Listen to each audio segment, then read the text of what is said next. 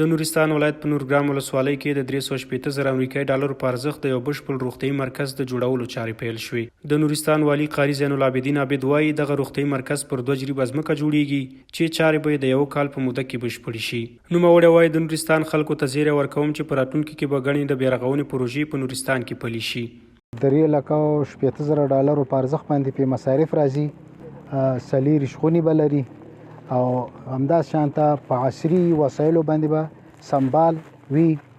او دا زه د نورستان ولسونو ته مبارکي وایم، زیری ورکوم چې نورې پروژې به انشاءالله نږدې میاشتو کې موږ افتتاح کوو او انشاءالله نورستان ترقی او آبادی طرف ته روان ده. د یاد ولایت د عامې روغتیا ریاست مسؤلین وایي دغه روغتیايي مرکز به په ټولو اړینو او عصري وسایلو سمبال وي چې په جوړېدو سره به د نورګرام ولسوالۍ او خواوشا سیمو روغتیايي ستونزې په بشپړ ډول حل شي. د نړیوال نورم مطابق چې کوم وسایل او تجهیزاتو باندې مالامال سیاسي کلینیکونه یې د هغې معادل به یې، نو لهذا کولی شو د ولسوالۍ نه بلکې دا د دې کلینیک له طریقه موږ کولی شو د ټول غربي نورستان د ولسونو او ضرورتونه پرې رفع کړو. ځایي خلک خوښ دي چې د روغتیا په برخه کې د کلونو شته ستونزې پای مومي او په سیمه کې ورته یو بشپړ روغتیايي مرکز جوړیږي. په خبره اکثره وخت به ناروغان په ډیر کړاو د درملنې لپاره د لغمان او ننګرهار روغتونونو ته انتقالول.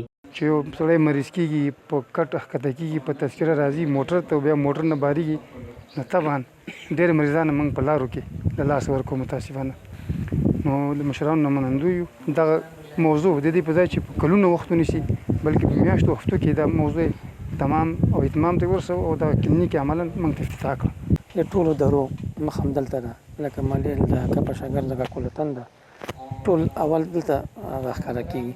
نو انشاءالله هغه ضرورتونه چې مخکې په د الینګار ډیش کې رفع کېدل هغه به د ننګرهار 6 پلس کې رفع کېږي. نورستان چې په تیرو 12 لسیزو کې ورته د بیارغونې او نورو برخو کې هیڅ پاملرنه نه وه شوې، خو د اسلامي امارت په راتګ سره پکې ګڼې د بیارغونې پروژې پیل شوي دي.